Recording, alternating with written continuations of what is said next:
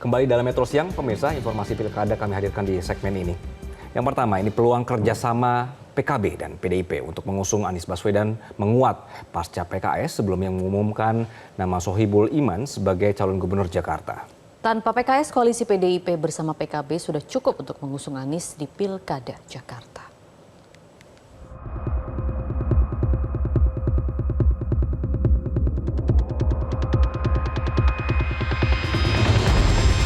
Manuver Partai Keadilan Sejahtera yang tiba-tiba mengusung kader internalnya, yakni Wakil Ketua Majelis Syuro Muhammad Sohibul Iman di Pilkada Jakarta, menuai sorotan. Pasalnya, keputusan DPP PKS itu berbeda dengan rekomendasi DPW PKS Jakarta yang mengusulkan nama tunggal Anies Baswedan di Pilgub Jakarta. Menanggapi langkah PKS, politisi PDI Perjuangan Masinton Pasaribu menyebut tanpa PKS, PDIP bersama PKB sudah cukup untuk mengusung Anies di Pilkada Jakarta. Apalagi PDIP dengan PKB kian mesra, lantaran bersiap bekerja sama di sejumlah pilkada, termasuk di Jawa Timur. Namun, meski masih mempertimbangkan nama Anies Baswedan, PDIP juga membuka opsi mengusung kader internal di Pilkada Jakarta. Semua nama kita komunikasikan. Dan semua nama kita coba untuk kita simulasikan karena setiap wilayah itu punya perbedaan masing-masing dengan kekhususannya masing-masing. Jadi semua nama perlu kita pertimbangkan. Tapi kalau di Jakarta bakal ngajuin kader sendiri juga nggak sih Mbak Pon dari PDIP? Apa bakal ada siapa sih Mbak nama kader PDIP yang sekiranya akan diajukan di Pilkada Jakarta Mbak yang paling menonjol sejauh ini? Banyak nama yang menonjol tapi belum bisa dikeluarin.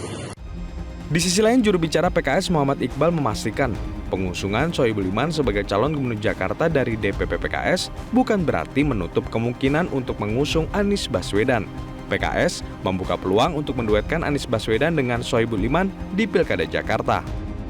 Munculnya nama Pak Sohibul Iman bukan berarti kami tidak mendukung Pak Anies, karena untuk jadi calon gubernur itu dan pilkada itu ada calon gubernur dan wakil gubernur. Dan karena kami tidak bisa mengusung sendiri, kami hanya memiliki 18 kursi. Untuk maju itu 22 kursi, tentu saja kami memerlukan partner lain.